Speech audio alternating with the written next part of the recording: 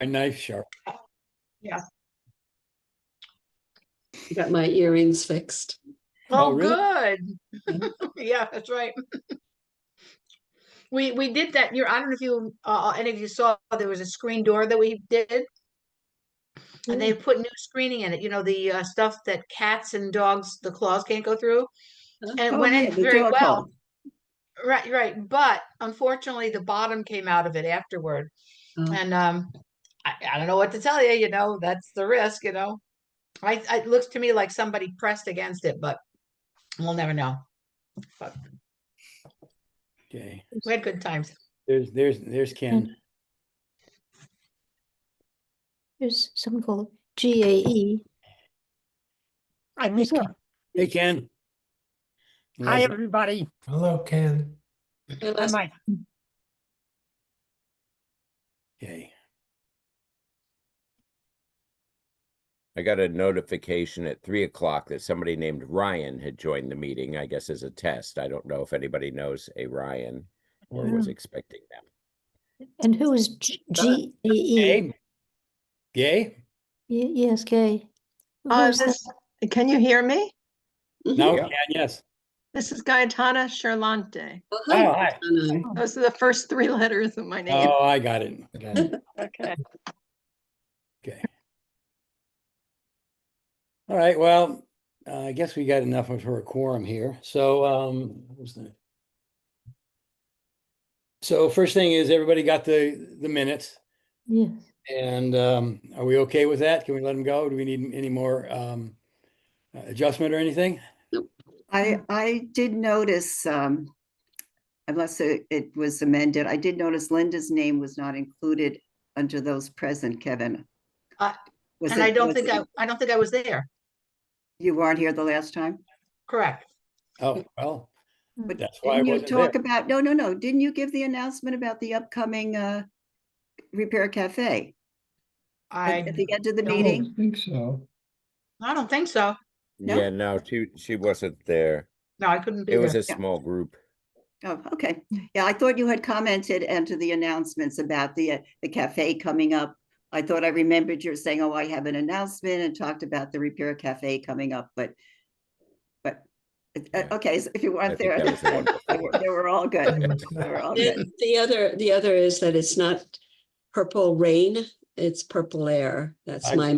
I corrected that. Oh, you did? Oh, okay, Yep, thank you. yep, Thank that's you, all. Sarah. Yeah. It prints on my mind.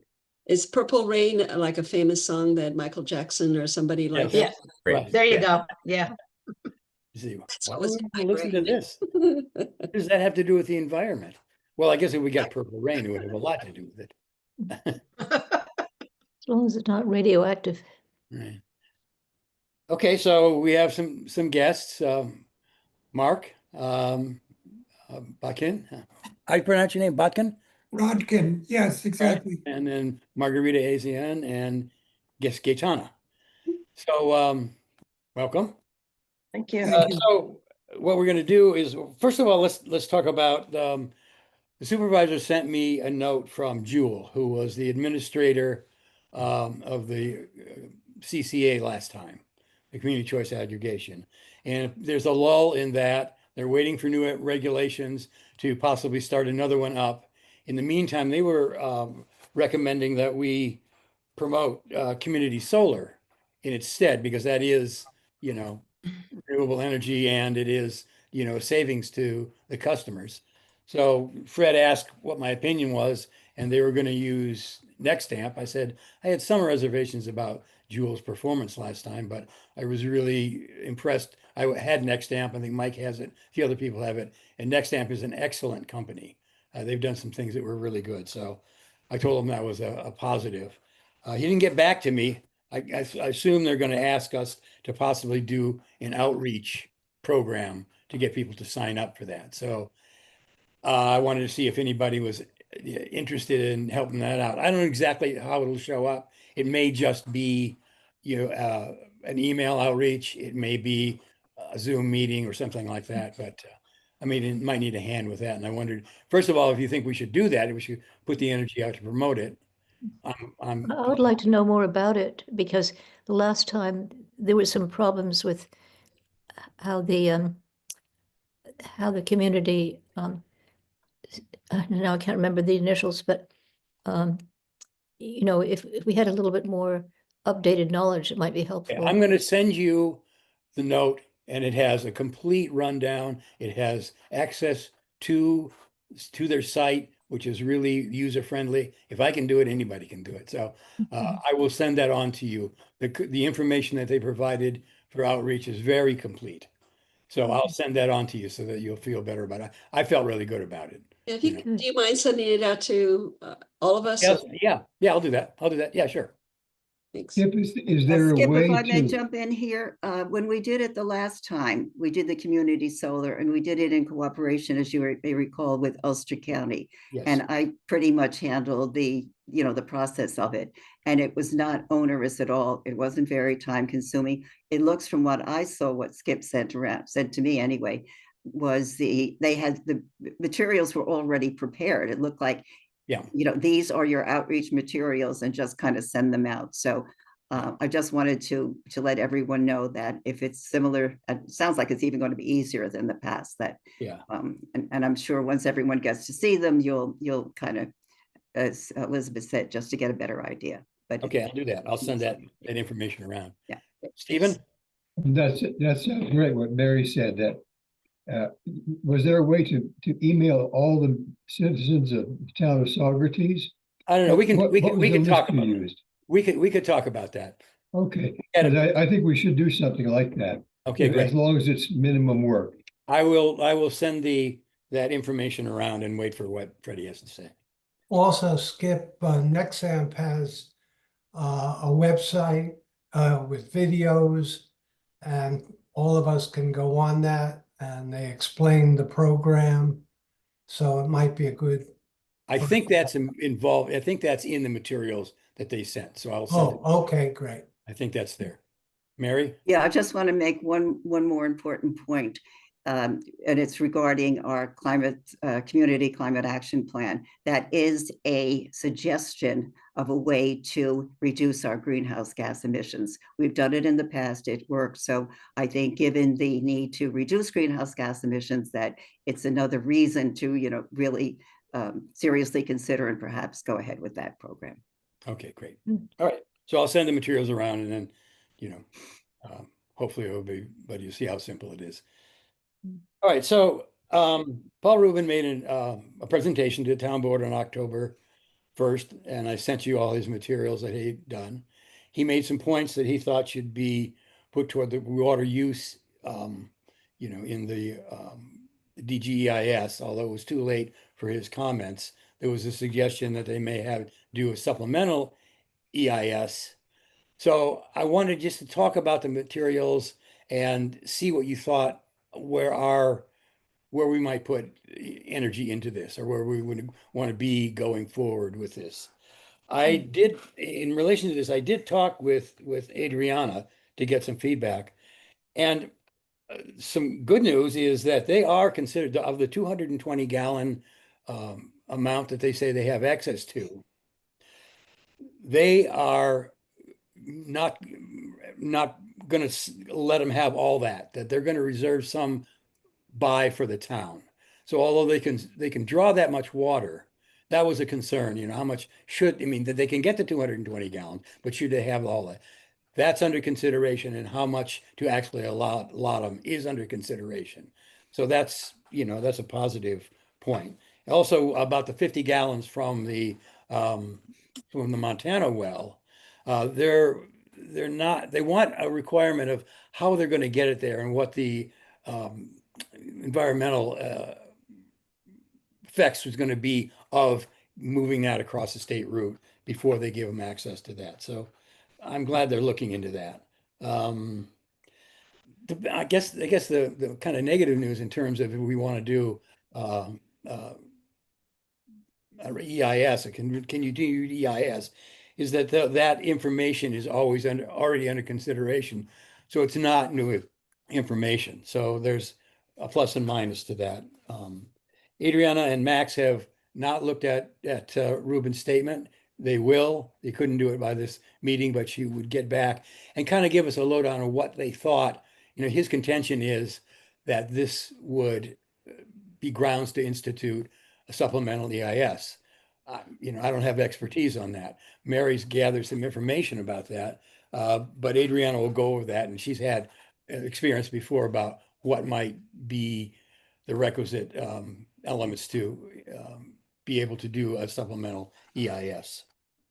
Also, Zach, late breaking news, Zach requested the presence of the floor, privilege of the floor, for Paul Rubin to give a more complete explanation of his opinions and his issues.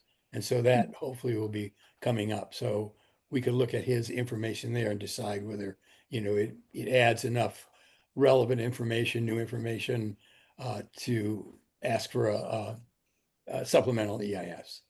Will that be the next town board meeting, Skip? It's undetermined right now. He just sent me that note today.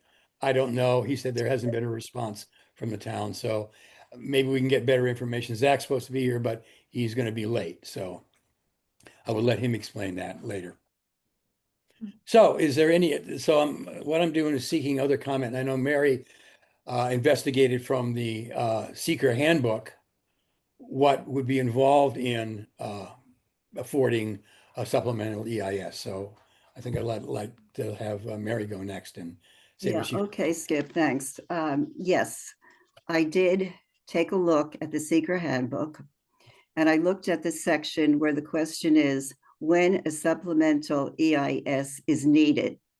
And the handbook states that one condition would be that the sponsor proposes a change. So we're not dealing with that issue right now. The other reason that it might be needed is that one or more adverse environmental impact not adequately addressed in either the draft EIS or the final EIS. So that's one issue that would call for the supplemental EIS to be needed. The other aspect would be if there's new information provided. And then they talk about the criteria for new information. And the criteria for new information is if it's important and if it's relevant. Those were the two criteria for judging whether this new information should be considered. They also, the handbook also talked about, is the new information accurate?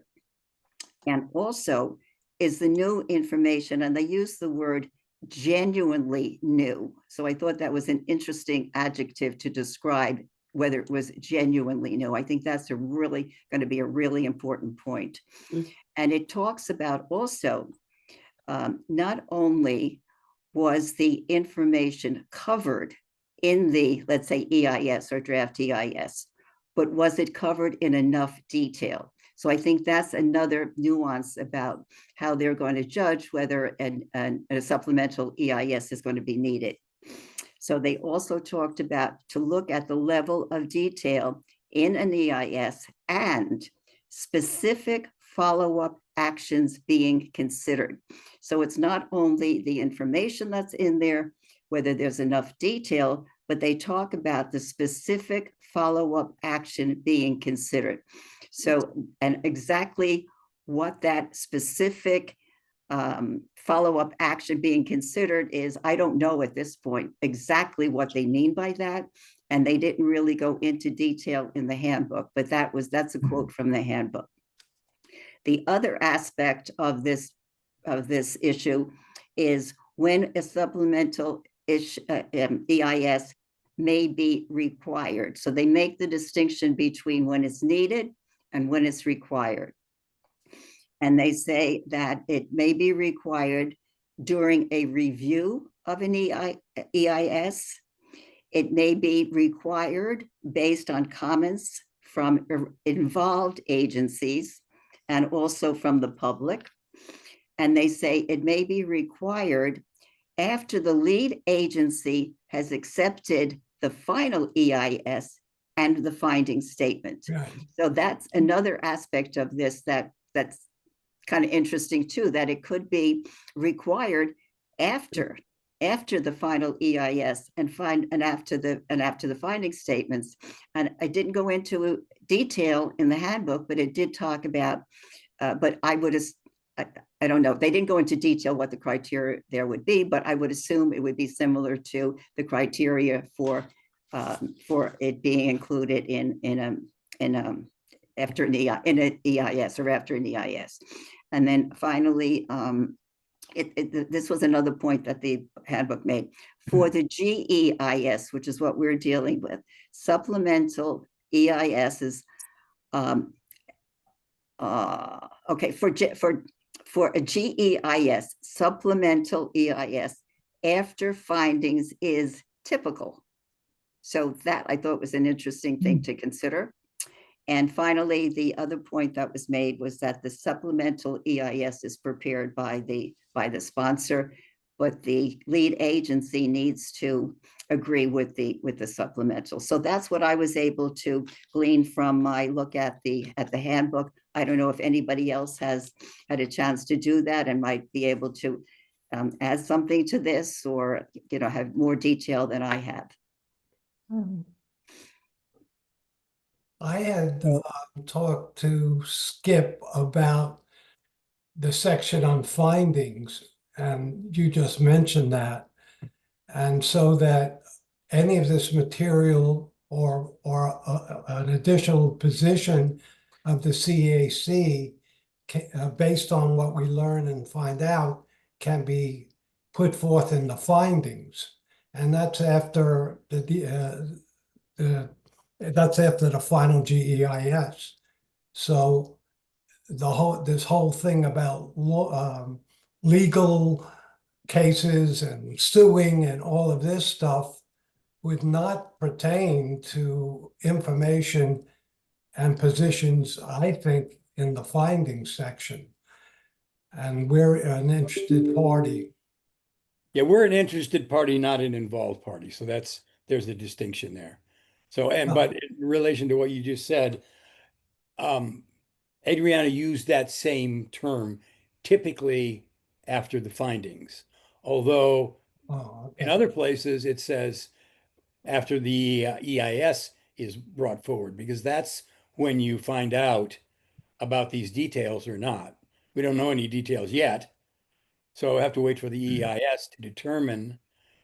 And there's a question up about who makes that determination of genuality or importance. That's a question that I can't answer. But again, those kind of questions, I'm hoping that Adriana can answer. We'll put that in, her overview of what, would institute enough importance, genuinity, if that's a word, or, relevance to institute. And so that's where we'd go for that information. Stephen? I think what Paul Rubin prepared is incontestably relevant and important, and it's not new in the sense that he discovered it after July 28th.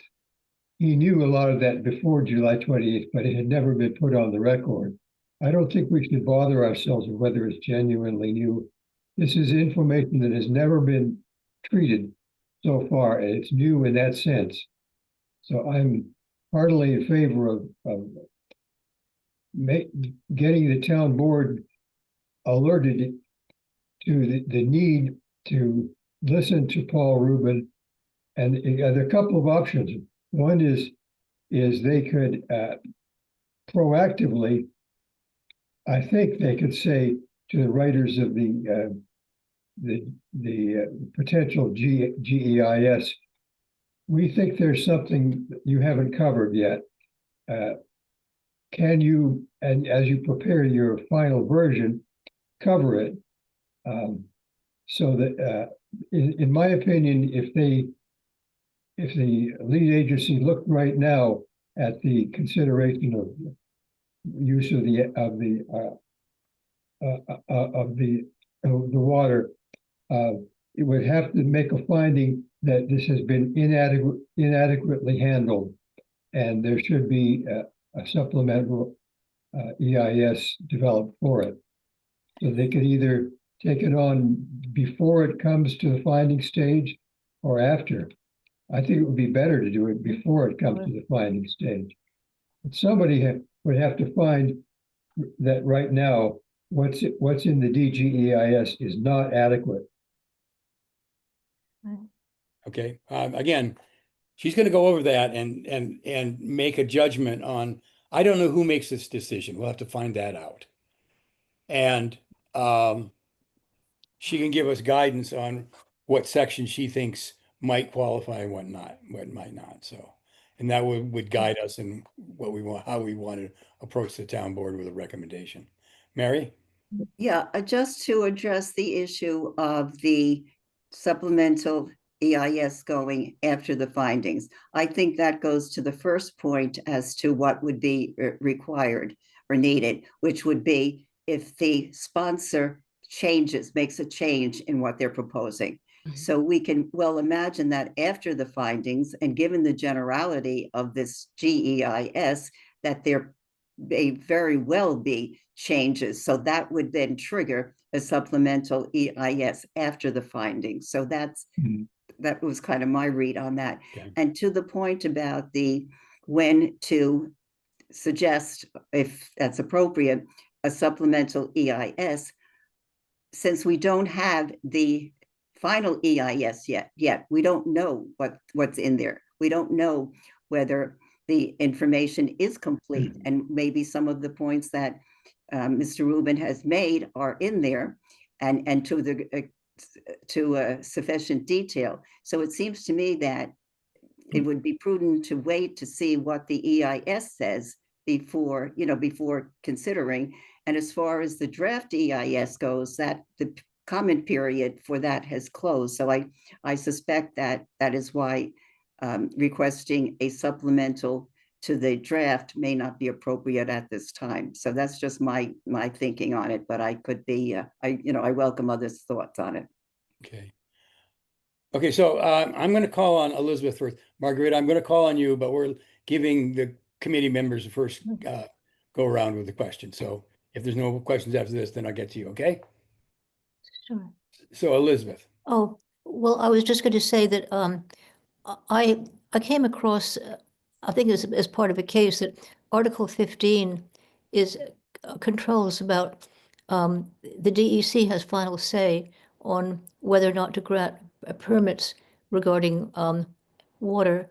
And I don't know if that's been looked into. Yes, I can talk to that. I Okay. asked Adriana about that. And when that comes in is after there's a development plan done. Zoning's done, development plan's done, and they look at that thing and they make a final determination on what they feel based on that final, plan. So that's Okay. where DEC doesn't come in before the final plans are made. Okay. Okay, so Margarita? Marguerite? It's me, Janet. Oh, okay. Speak.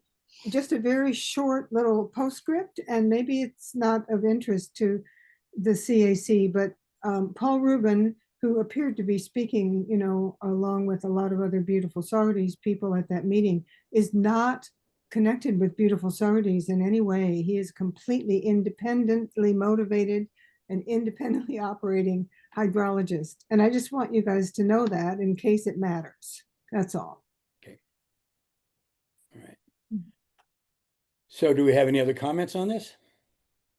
I was interested in what you said about the thresholds. And when I looked through the Paul Rubin's work, there were different numbers. I mean, he goes from the proposed number at a maximum build out and something like well over 300 gallons per minute, all the way down to his proposal of 26 gallons per minute and everything in between. So what you're saying is that right now, the number is 220 gallons per minute, but that's not necessarily what will be permitted. Exactly. said Right. beginning, they are Right. considering, I didn't mean to interrupt. I thought you were done. Go ahead. Yeah, well, so where do we go with that? I mean, obviously, Because go I ahead. think what'll happen is we'll see that's what Mary's point was, that we'll see in the EIS at least where that lands, what they're permitted. And we'll see the evidence that backs that up. So if we see that, there isn't sufficient evidence, we think there should be more evidence, we think the number's wrong, and we have facts to back that up, then that's part of our ask, for a supplemental. Well, would you even need a supplemental if we're talking about thresholds? Well, I mean, if you wanted to change what they said, if you think there needed to be more study, you didn't agree with what they said, and there should be more study, yes, that's how you do it. But the 220 gallons per minute is just data. It doesn't mean the town accepts that as the amount of water that can be drawn. The town can create a threshold at any level, I would guess. I don't know that. So I thought that was I'm this just whole- pushing that we have to see what is a reasonable amount of water to take out of the aquifer. And still, Well, that's another point. Mhm. We know they can take that much out, but Mark has made other points, other people have made points that maybe that's the number they can draw. But then there's other comments relative to that will advise that, will change that, how much they can draw, whether it be the needs of the town or other environmental needs that we might bring to bear. And I think that's what Paul Rubin is bringing up, that there are drought conditions, and Mark has brought up a couple other points. There are other conditions that would advise what could be drawn. So that would be a study for the supplemental EIS. That's how I see it. I might be wrong, but that's how I understand the process. Stephen? Seems to me that the 220 gallons per minute and the DGEIS, basically they're assuming that will be available. And that's the dangerous part. That I don't think when the town reviews, when the lead agency reviews the final GEIS, they can't set a threshold. They can't say we'll only allow you such and such. They can only say we think that 220 is too much. Mhm. DEC has to, so somebody has to come in later. So I think that they're very arrogantly assuming that they can get all the use possible out. And we come back to the question of what is reasonable use. Visual use. right. That's right. what I said. They are considering that. I'm under very consideration. much in favor of it, being sure that Zach gets a hearing for Paul Rubin I think that's, Um, I on agree. the record. Last time he spoke, but he was off the record. I don't think that's not directly the case. It's Really? not on the record relative to the seeker process, but it was on the record relative to the town. It is on the record. I And don't it doesn't- understand the difference. Well, it's not part of the seeker hearing, but it wasn't like we're putting our fingers in our ears. Well, do we have to, does he have to come again then, or? does He's the gonna town come board again and speak, supposedly? and he's gonna have the privilege of the floor, so he's gonna have more time. But he already had the privilege, but I see for only 3 minutes. Right, yes, and that's the point. So this would give him as much time as he wants. Right, yes. Okay, So that we can look at that and yes, find out in that, again, I'm having help from Adriana, who's gone through this whole process and can evaluate, okay, this is something that would count for, we should consider an EIS, or this is not. yes. So that if he has a full chance of laying his case out, if there are enough facts in there, and they're significant, they're genuine, I don't know. Those terms seem very subjective to me also. But if, there's enough credible evidence there to open up a subsequent, then we can ask for that based on, or anybody can ask for that based on that information. That's why I Yes. think it's important that Paul speak again and that Adriana be there to listen to him, you know, and that we be there and that we make that Absolutely. decision relative to what Mary's found out and what of those things that he presents matches with those criteria to invoke supplemental. Carol? Um, I was two things. One is I was curious about the open space overlay and whether what's happening with that in the background and have we heard anything? And that's one of the parameters that can constrain the development, as can water. And it seems like, you know, each time we come up with something, it will further define what's available for the developers to do. Right. I would also, I don't know, do you think we should recommend to the town board that they give Paul Rubin the floor, or do we Well, need to it's make a already done. recommendation, or they're already doing it anyway? It's, you know, It's a we done can deal. talk to Zach about what it's, you know, Okay, I suppose since a board member did it, that they're not gonna refuse him. Maybe. no, I was just gonna say that our board, our CAC could recommend that this happen, but at any rate. it Well, sounds let's ask Zach. We got a couple questions for Zach, you know, Yeah, but that would be one of them, whether our input would further that. And if it would, we should do it. I believe we should do it. Mhm. So, Mary? So just to follow up on Carol for a second, okay, Zach is going to ask, but would it also be appropriate to come directly from the CAC to the town board? So Well, that that's what he just it asked. has the reinforcement of the CAC behind it. So it's more official, let me put it that way. Okay, So that would be up for consideration. okay. Whether in addition to Zach's asking, Skip, if Okay. you think it would be give more weight or, I'm sure it would. I'm sure it would. okay, so then the question is there any reason to believe that the town board would not give him privilege of the floor? I have no idea why they wouldn't. You know, what's probably gonna happen is their lawyer's gonna get up there and say, you can't listen to any of this. But I mean, No. he can say that. He can't, I mean, he can say that, but I, you know, talked to Leanne or somebody and they said, you know, because it doesn't go on the official record, because it doesn't go on the seeker record, Right. doesn't mean he can't inform the board of certain conditions. So, you know, and Zach's for it. So, I mean, if a person who is conservative and wants that to see done, then, you know, I think that shows that there's, you know, strength across the board to let him speak and to consider what he's saying. Because what he's saying is, you know, it's considerable.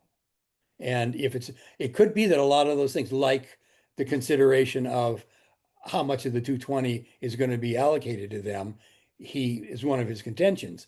That's actually in process in the discussions for the EIS.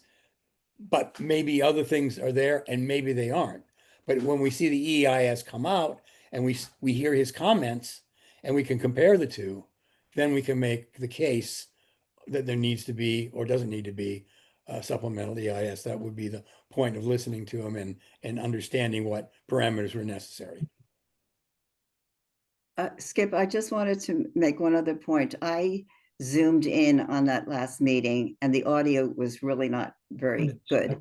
I So left. How many times have we told him? How many times have we told him? so my question is, since you were there, Skip, and I know Stephen was there, did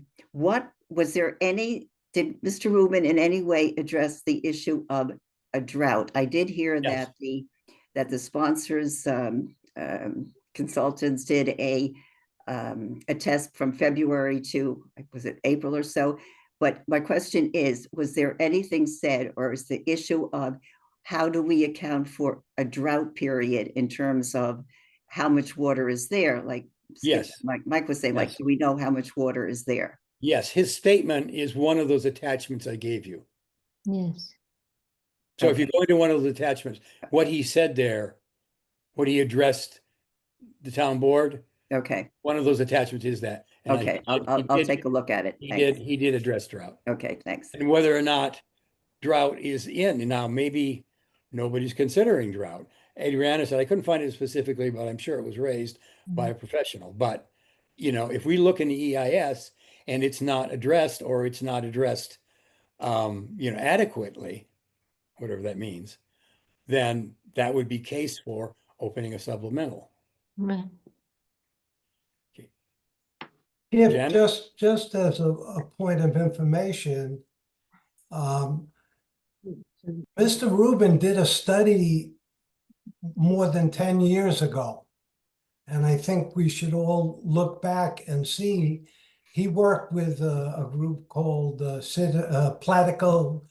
It was a Platico Creek group that was concerned about the level of the Platikill and drought. So much of this information is out, including, and we should look at the response of the village. So there's a history here. And this isn't a new issue. The issue of drought has been brought up before. Right. And we should delve back into the history and get that information also. Yeah, And do you know, Mike, do you know? Oh, if let's raise hands, okay? So everybody's in talking at once, okay? Janet, Hello? hello? Who's I talking? just wanted to speak to Mary's question. We have a transcript of the remark of everything from that presentation, privilege of the floor presentation, including the attorney's remarks, and then Paul Rubin's, then Russell Mead's presentation. And as Mary said, the sound wasn't great, but a lot of it's there. So if you want me to send that to you, I'd be happy to send it to, should I just send it to Skip or Kevin or somebody? Yeah, if it's not addressed in what Skip mentioned, if it's not addressed in one of the documents that came through, yes, please, I'd be interested in seeing it. The other issue is that I go to the town website to review the tape of the meeting, but the meeting is not posted yet. The September meetings and the October meeting is not posted on the town website, so I can't just go back and try to pick up the information. Well, it's a bit of a rough transcript, but you can make of it what you will, or what you. If it's not a trouble to you, Janet, Right, the only attachment I had was Paul's written statement. So Janet she has much more than I sent out, so. And the other point on this is that he is going to speak again, hopefully, to have privilege of the floor at a town board meeting. So at that point, we may be able to get even more information. Okay, well, I'll just send it to Skip or Kevin or whoever I should send it to, and then they can send it out, and you can, as I said, make of it what you can. Okay. Thanks. Okay, just send it to Kevin. He'll send it out. Okay. Okay. Carol? The Platikill Creek information is on the back of what you submitted to us. The Blue Mountain Reservoir has on the back sheet the list of conclusions and recommendations that address the Platikill Creek drought issues. Okay, good. Okay. Others? Mark, I know that I spoke with Mark this afternoon. I didn't know what time there would be. He asked that he might, have a couple of points. If you can be concise about those, he has a couple of pretty good points that might, lead to wanting a supplemental. So Mark, would you like to speak? Sure. Thanks, Skip. There were a number of things that I thought about. And so first, I just want to introduce myself to you as not being a geologist or hydrogeologist. I'm a microbiologist by training, but I tried to read the reports as carefully as I could and look at the data that was presented in graphical form in Appendix A from the Labella report. Just as a point of interest now that I'm looking at, in the Labella report, which I think is Appendix A, Figure 13 shows the drawdown period, which was 35 days. And then it shows the period of stabilization, which they put at 31 days. And yes, they did do the pumping during what would be an optimum period in terms of the well itself. In figure 13, they've also charted rainfall, and it appears from the graph that they had a rather, I would say, optimal rainfall during the period of drawdown, and they had a lower than optimal. It looks like, I think they say on average you get 0.3 of an inch per day. So if you look at that graph, you see that there were periods in which they had more rain than that during the drawdown and less than that during the stabilization. Okay, so the points that I've made are these, and that is that Labella has a disclaimer at the end of the executive summary. And so we can describe that, and I think it's an accurate description, as being boilerplate. In other words, it's there all the time. And so we tend to discount it. But what I would say is that when you make a disclaimer like that, and you do it every time, let's assume that's what that means, it means that Labella understands, and I think is waving a red flag, but they probably didn't intend it that way, that don't come back to us later when you're halfway through your build out and Yep. you're only getting 150 gallons per minute or 75. What we've said in the disclaimer is that the pumping test is only accurate for those periods of time when we measured it. Right. What happens later is anybody's guess. And so what I would say, and I think Russell Urban, I can't ever get his name right, call Mead. him Russell, right? Russell said that the main mechanism by which the aquifer is fed is not through the ground, which is the aquifer is overlain by 90 feet of clay, if you look at the report, but it comes from the higher western and south and northwestern regions where there's rock. And so water tends to move across the rock, as I think Russell said, in a rather efficient way as it doesn't through clay. So it penetrates the clay layer and gets down to the gravel near the aquifer. So having said that, the intention of the developers to start to take apart the 69-acre area in the highest western region and to build in the area beneath it, both of which are rich in wetlands and vernal pools, they will inevitably damage the ability of the forest ecosystem to feed that single mechanism by which water enters the aquifer. In his terms, in his words, there's really one way water gets in. And so the CAC report, I think, was brilliant in saying, do not disturb those 69 acres and then the area beneath it, which I think is called subzone 4.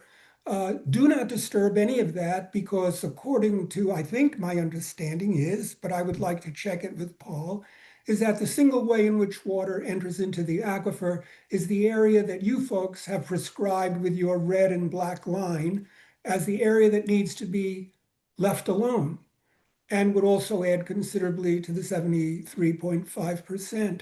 So I think that's a key point in terms of whether water will be adequately supplied to the aquifer. The only other thing I would say is the test itself is not a real world test because they measured stabilization for 31 days. In other words, they pumped water for 35 days.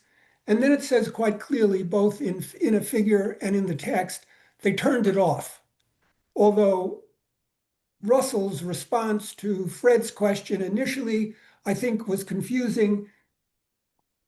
And his response to Leanne's question, I think, more accurately stated what the report reflects. And that is, after 35 days, they turned the well off. And then they waited. How long did it take for it to stabilize and come back to its original level? And that was 31 days. What's interesting and also terrifying about that is that under real world conditions, nobody turns the spout off. The water is being drawn 7/24, as they say, 24/7, 365 days a year. No one's turning it off. And so during periods when there is a drought and people keep demanding water, the ability of the aquifer to recover is significantly reduced.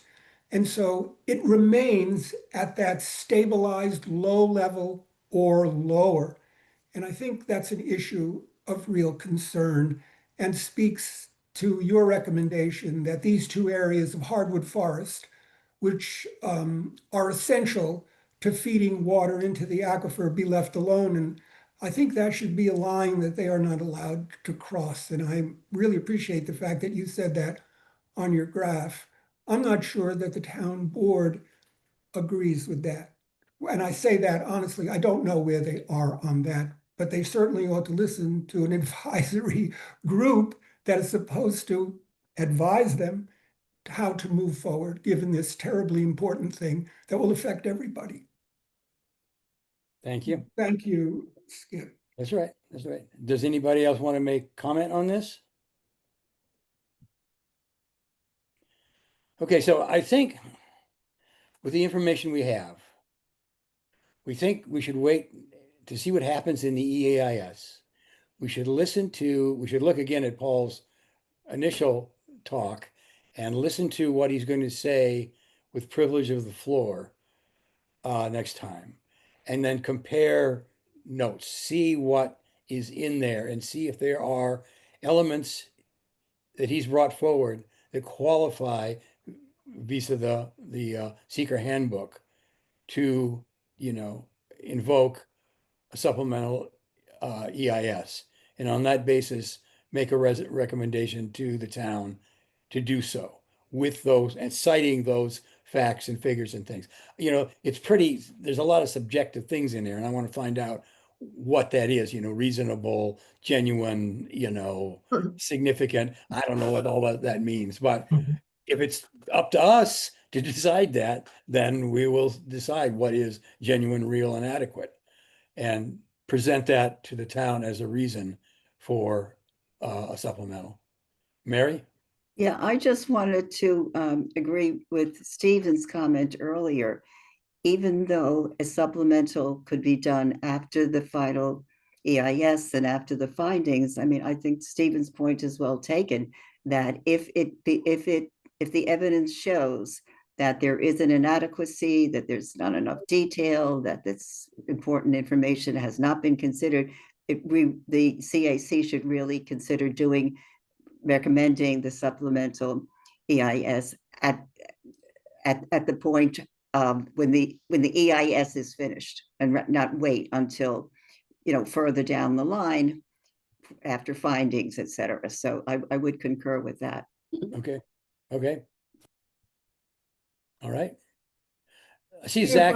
If I could just say something for a minute, when I began, I said, I'm not a geologist or a hydrogeologist. So I don't know if what I'm saying is true. And it's more important to be accurate than wanting to be right. And I'm interested in trying to provide information that's helpful. If it turns out that it's not, well, it's not. That's fine. I don't want to do or say anything that impairs the ability of our concern for this area and its aquifer to be treated with great care. So what I'm going to try to do is to contact Paul, who I hope will listen to what I have to say and say, please don't ever say that again, it's completely wrong. Or that makes sense, and perhaps we should address that. Okay. So I want to know that it's helpful, not that in a general way, people who aren't professionals in the area think it makes sense. I think it's important for a professional person to listen and say, yeah, you probably don't want to say that. Or, good point, we'll try and address it. So that's where I am on that. And I'm going to try and reach out to Paul and get his professional opinion on my thoughts and go forward from there. Great. I think that's very important, because when we can express our own opinions as cabinet makers or, Exactly. files and stuff. But if we hear it from Paul, then, and we can quote it from a professional, I think has a lot more weight. And it also informs us to make sure that what we're saying is factual and relevant. Exactly. So I think that's good. And his reaction, I would be interested in hearing.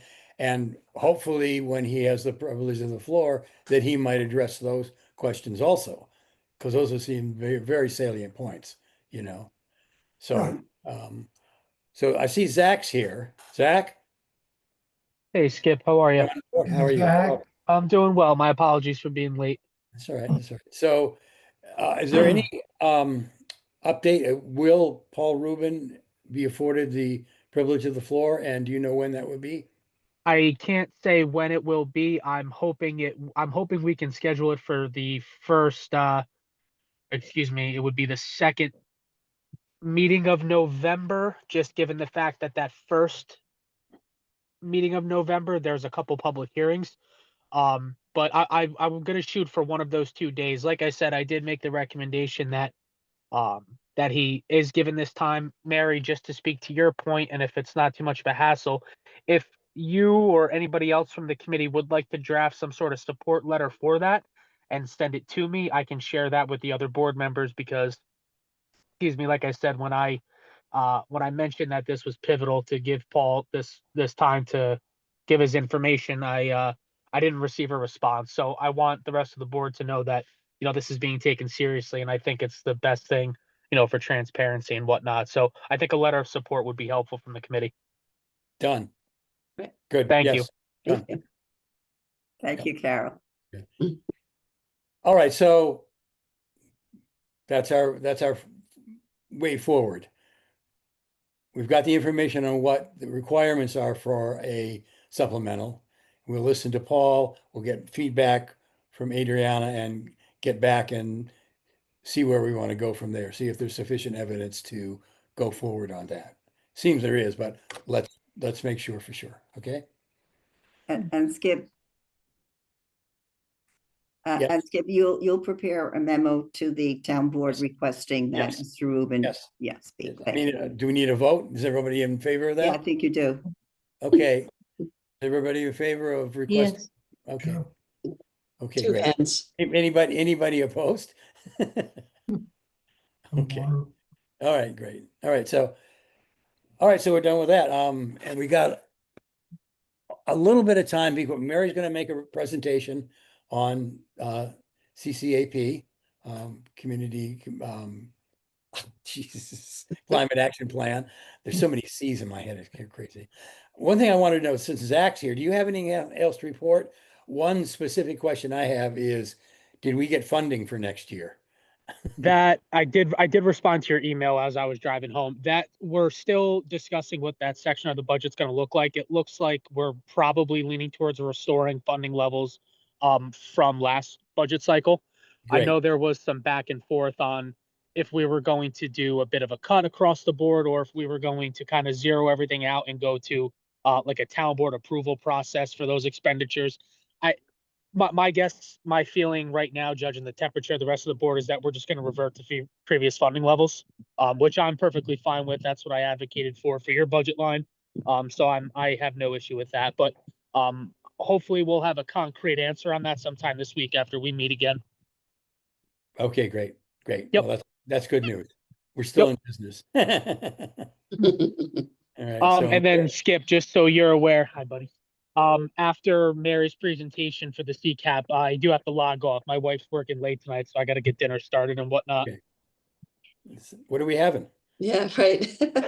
Never mind. I was trying to grill chicken, but little man might not be too receptive to me being on the grill right now. So I'm hoping chicken and asparagus. Okay. Oh, wow. That's Jeez. good. Mary, Sounds have you had good. that? I'll be over. There's a question in the chat room as Oh, to I'm sorry. who determines.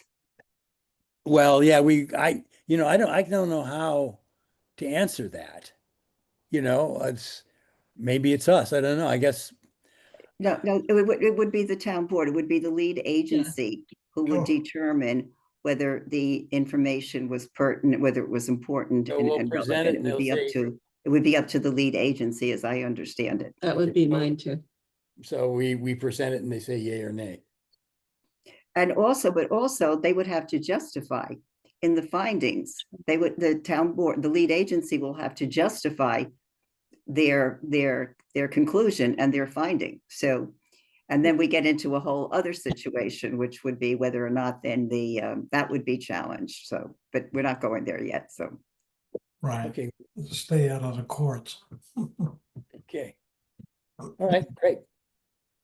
So Is it time for the CCAP presentation? Yeah. Actually, do I see anybody else coming in for that? I put the invite for a bunch of people. I think we should have it anyway. We're gonna have it again. I mean, it's required. You know, I think we should hear it and to inform ourselves and be able to relate to others about what it's about. And also maybe, you know, double down our efforts to get more people here and on the 23rd, next Thursday, to hear Mhm. this report, because it's important. Mm. So, Okay, Kevin is going to cue up the slides. I prepared a slide presentation on the Community Climate Action Plan, which of course we're calling the CCAP, just for ease of enunciation. And I thought I would start, but I believe everybody on the Conservation Commission knows that this action is a recommended one by the Climate Smart Communities program. And as the town, as a climate smart community participant, looks to the program for actions that will help reduce the greenhouse gas emissions. So what I did for this is just an overview of the plan. It talks about the components of the plan, et cetera. And this is really as an informative overview for the public. So I think I'm going to be talking to everybody who already knows this part of it. So let's go to the first slide then. Okay, so what is the Community Climate Action Plan? It's a plan to reduce greenhouse gas emissions. It sets reduction goals for the community, and it presents strategies to achieve the goals. So next slide. It targets sectors in the community emitting the most greenhouse gases. It establishes a baseline year by which to measure reductions, and it's based on a greenhouse gas inventory. Next slide. Okay, the inventory, as you know, is for the year 2022. And that inventory shows that the community emitted 445,000 metric tons of CO2. And the inventory identifies emissions by sectors. There are 9 sectors, and the inventory was provided by the Ulster County Department of the Environment. As some of you may recall, no cost to the town. The county has an inventory for the entire county, how many greenhouse gas emissions have been emitted throughout the entire county. And then each municipality got an inventory. So when we saw this inventory back in, I think, a year ago, 2024, it seemed like a good idea to use this as a basis to develop the plan. So the next slide. Okay, the key findings, these are the 9 different sectors of the community. And as you can see, the large green area of the pie is transportation. The largest emitter, 55% of our emissions come from transportation, the cars, the buses, the trucks, et cetera.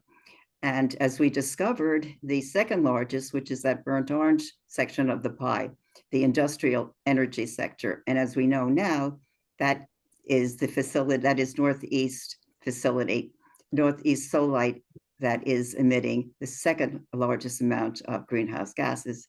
And then the third largest sector is residential. That's the dark blue section. 12.3% of the emissions come from residential. So if we go to the next slide,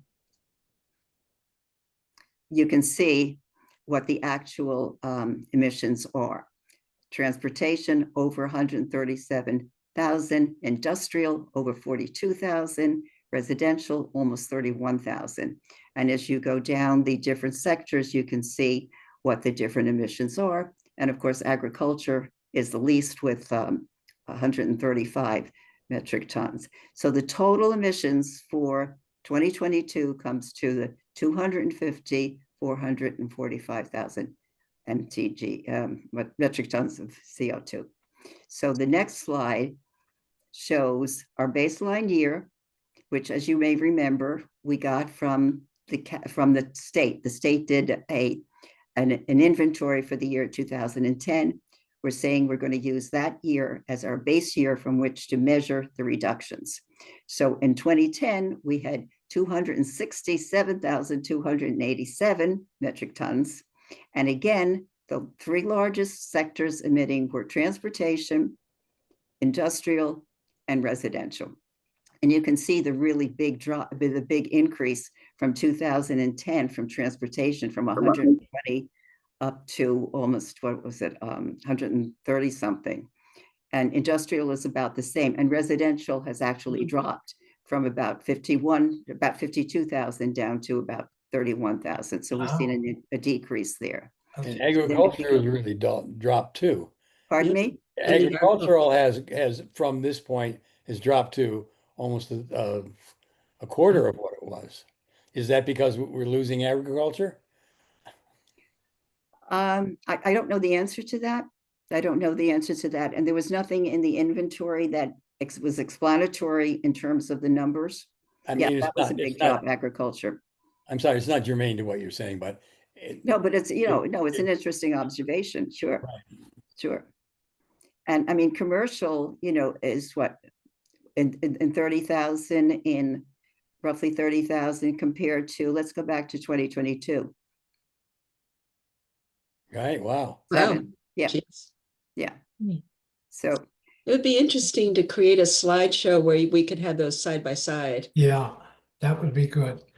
And so that we could see what went up, what went down, just as a suggestion. yeah, but it would be so small in a Oh. slide. Yeah, I would have liked to have done a double, screen. But in a slide, wouldn't it be so small that you? Well, I don't know. You could probably put it just right next to the, where you have this thing, and right next to it, just In parentheses. above the top there, you could put 22, and then right next to it, put 2010. Drop that total emissions thing at the bottom, and then you just have numbers the same size and the same font as you have here. You see what I'm saying? Like, in other words, transportation 137, and then the next line over, there's an empty space there. Write what it is was in 2010, and just That could eliminate be that. done as a bar graph. It Right. could be done as a bar graph too. Mhm. Yeah. Okay. Anyway. Yes, just if somebody wants to do that, somebody wanted to do that, and we'll plug it in. I think it would be a better visual. Mhm. I don't have the ability. Yeah, I don't have the skill to do that. I could take a crack at it. Just remind me I made that commitment. No, it would be a better visual. Yeah, side by side. It's good. Yeah. Okay. Okay, so Do that, let's, Leslie. That'd be great. yeah, no, it would be a better. Yeah, just keep after me. Okay. Come on, Leslie. Come on, Leslie. It's in the plan. All these numbers are in the plan. So, Right. I guess the 2010 is not in the plan. It's just the percentages. Steve, you have So- your hand up. Is that intentional? Who does? Steve. Steven. I guess he's not listening. Stephen, you're muted.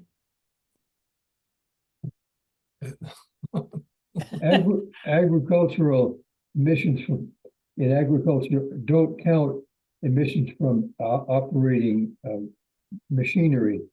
That's counted under transportation. So most of the emissions are related to fertilizer use. Mhm. So I don't know whether there's been a big drop off in that, or as Skip says, less acreage being fertilized. Right. Yeah. Less- It's less interesting farmers.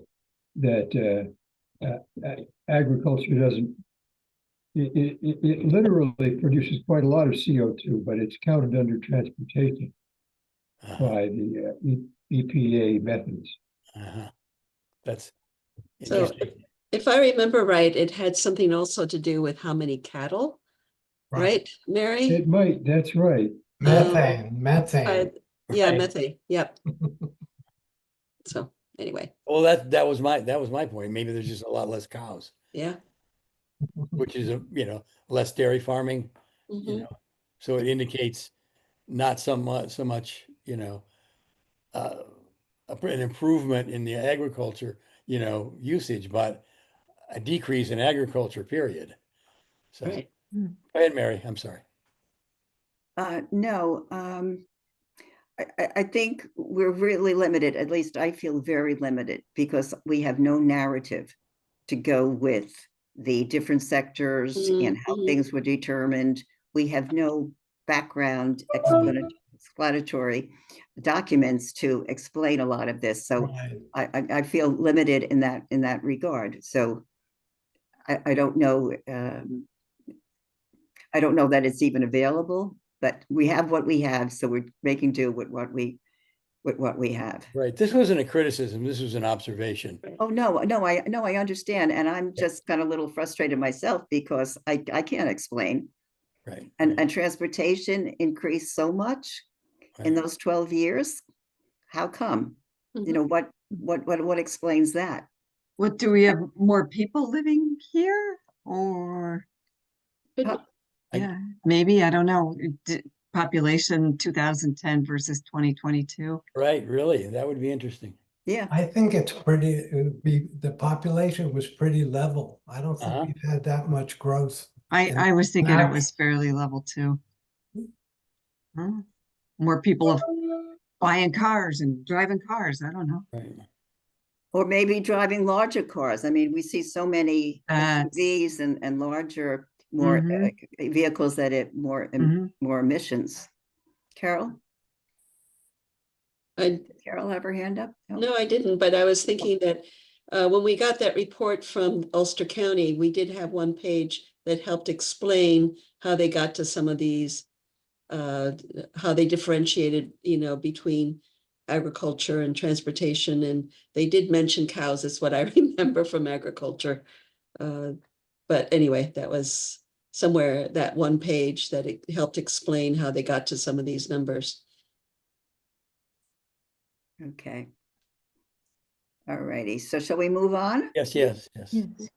Okay, so the next slide is, I think, 2010.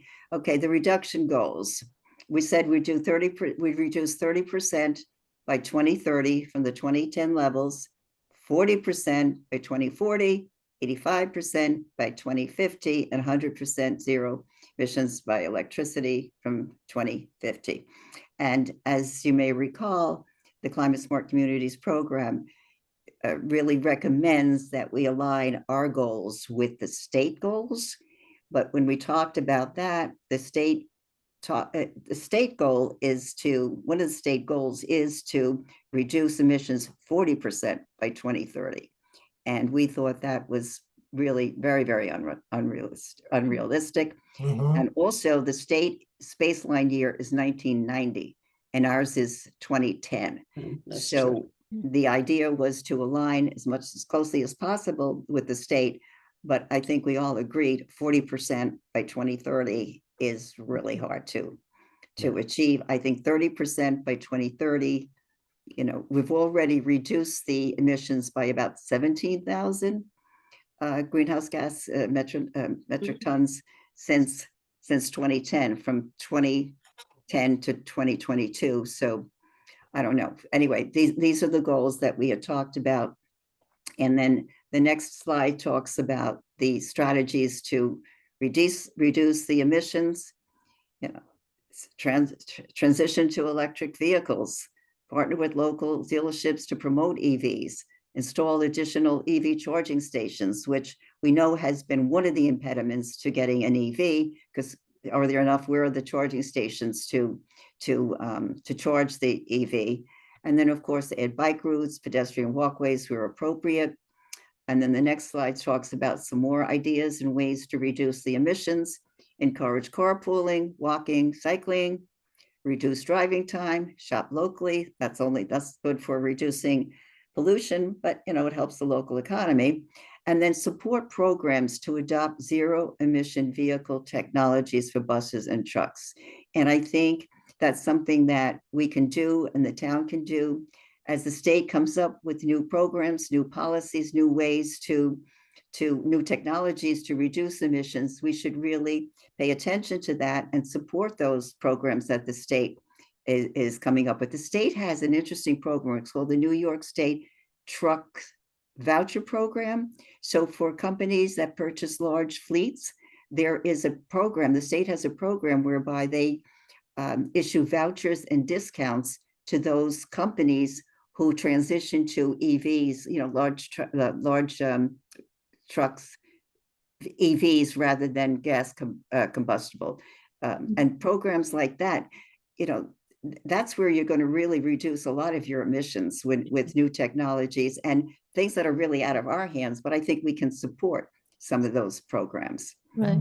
So, Mary, yeah. was there, I've been hearing a lot recently about UCAT and various problems it's been running into. Do you have any updated information as to whether that's been improved now? It had something to do with administrative problems they were running into, because UCAT could be a very helpful thing for people to get around.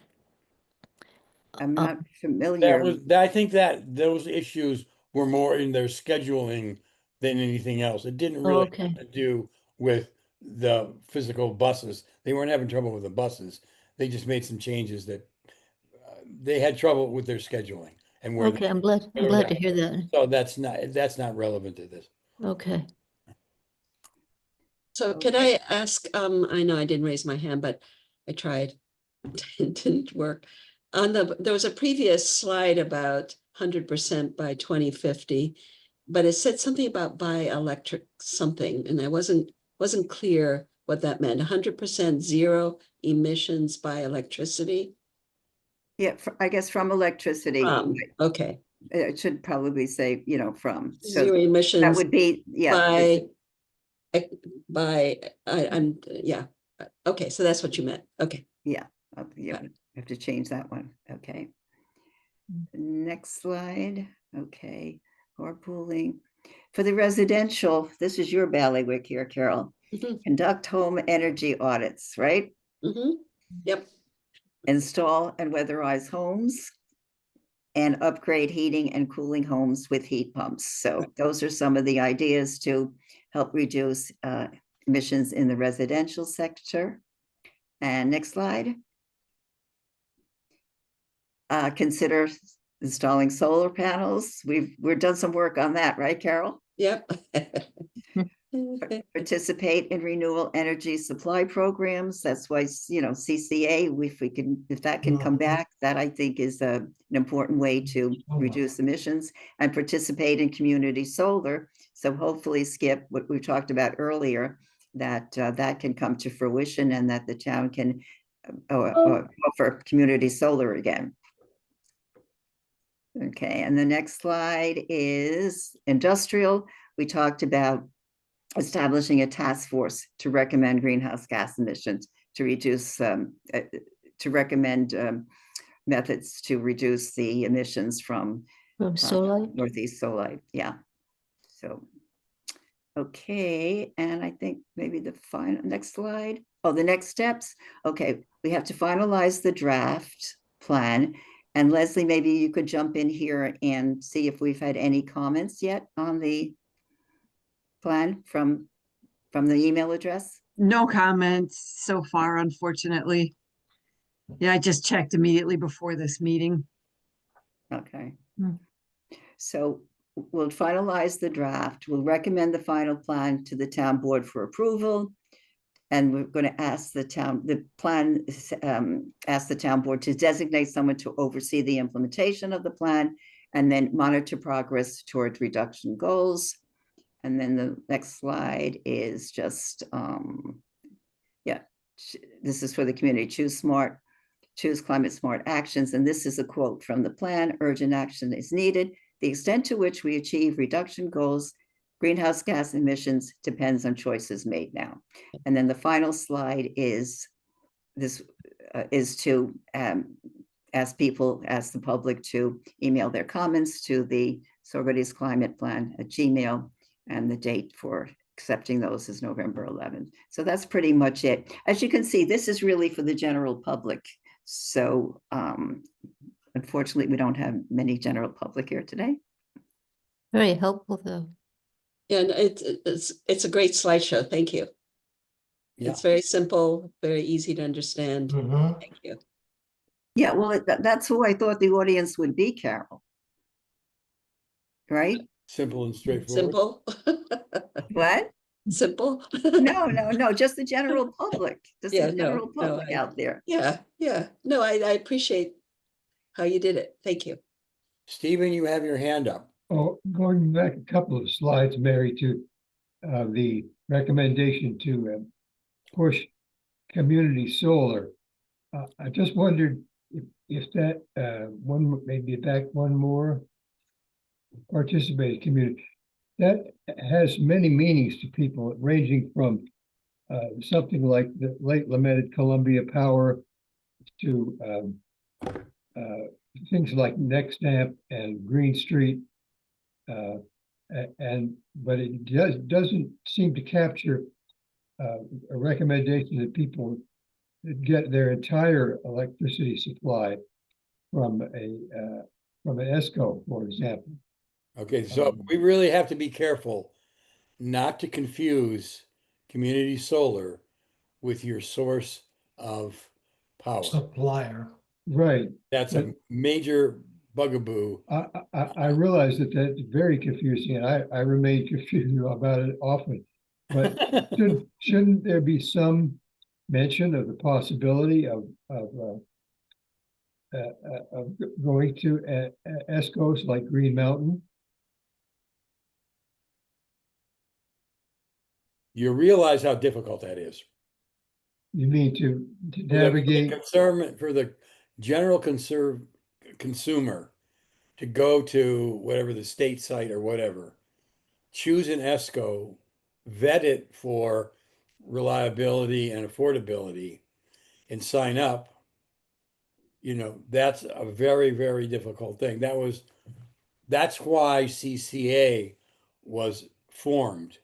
It was an answer to that very complicated and risky problem of signing up with somebody who you didn't know, so that the CCA would vet these ESCOs and select one, and use, mass marketing power to get people involved in a reliable and affordable ESCO. So yes, that is something that somebody can do, but it's also very tricky, very dangerous. A lot of people, not dangerous in terms of what you're signing into. And, there's a lot of people that signed up, I know, that really got, really had trouble getting out of their contracts and weren't happy with their contracts, and prices got raised and stuff like that. So it's really difficult, and there's a lot of, so to recommend that to someone who's not really very attuned to what's going on is, a dangerous thing to do. And that's why CCAs were brought forth to answer that problem. Mm-hmm. Yeah, I just wanted to make a point too about the slides. You have what, 15, 20 minutes to do a slide presentation. I mean, this slide, we could have gone, deep into each one of these areas, but you have 15 or 20 minutes. It's an overview, and that's all it really is. And yeah, I think there's a lot of depth here that's missing, obviously. And one thing, to Stephen's point, I was thinking, instead of say participate in community solar, maybe it should say subscribe to a community solar farm. That might be, Skip, that might be a better way of phrasing it. Right. That's a nice way. That's actually right. Much clearer. Yeah. I That's an easy fix that I can change. But okay. I welcome your suggestions for how this could be maybe better, because I did it on the fly and I did it real quickly. So maybe you can come up with some ideas that we can put in here that will add to it, but not make it so cumbersome that it's difficult to present. So I leave you with that. Well, the bar graph was one, and the rewording of the community solar was another. Other than that, I thought it was really straightforward and good. Yeah, I'm I sorry, what agree. was the first one? I know. of Bar, course, the it's- bar, converting the numbers. In Oh, the yeah, yeah, a side by side. Right. Yeah, Side side by by side. side, Yeah, I don't know how that's gonna work on the screen, actually, because you have so much, yeah. Well, Leslie, you said you'd take a crack at it? I will. I'll just need those 2010 numbers.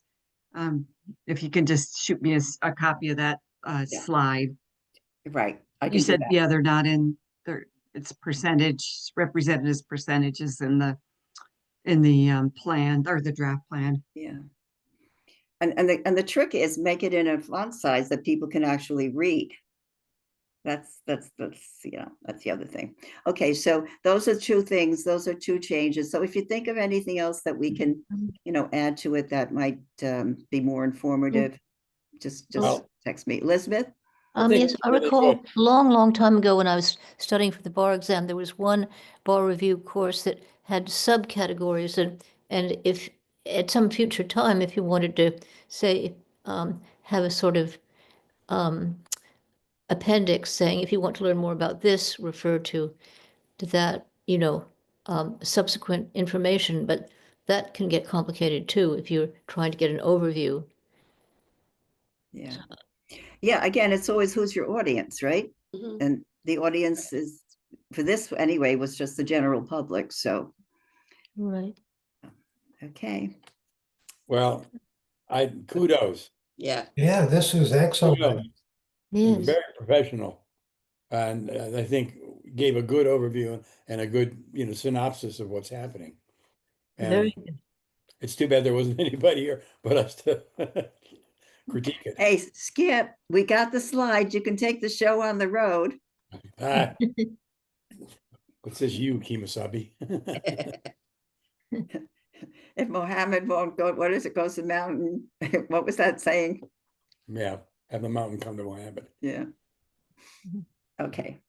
All right, well, thank you, Mary. That was really Thanks, great. Mary. Okay. Yes, excellent. Okay, so what else do we got here?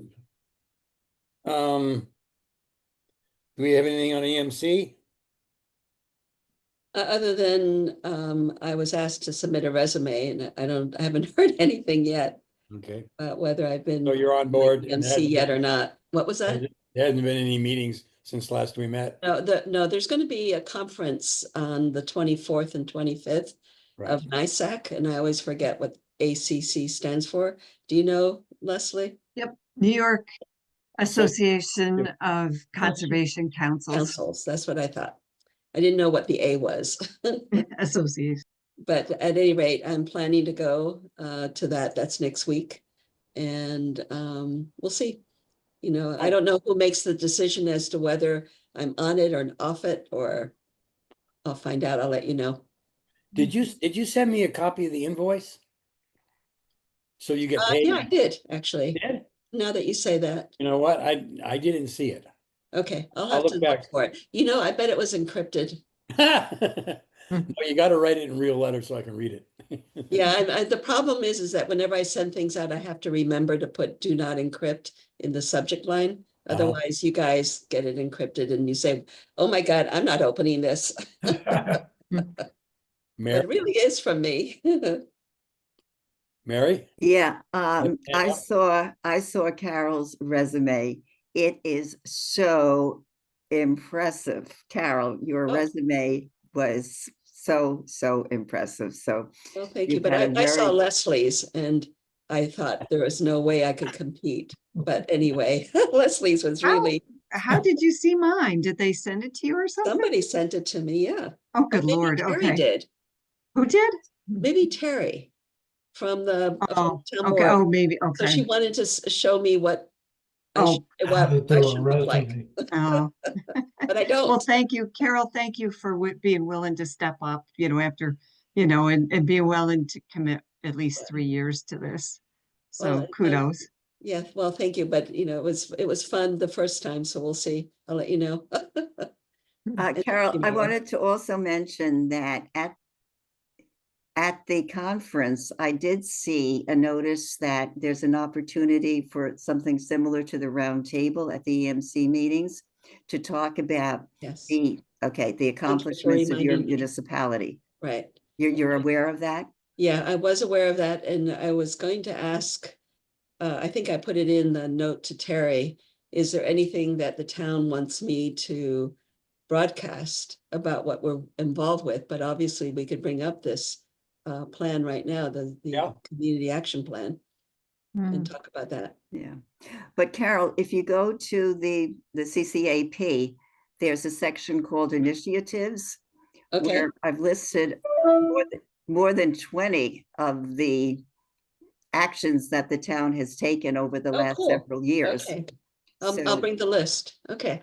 yeah, well, some of them are major, really major, like Uh-huh. the chiller, replacing the chiller and Right. the LED street lights and the off-street lights. Some That's of them are true. major and some of them are minor. So, yeah, You that did might be a such good great- resource, You did Carol. such great work. Thanks to everybody here.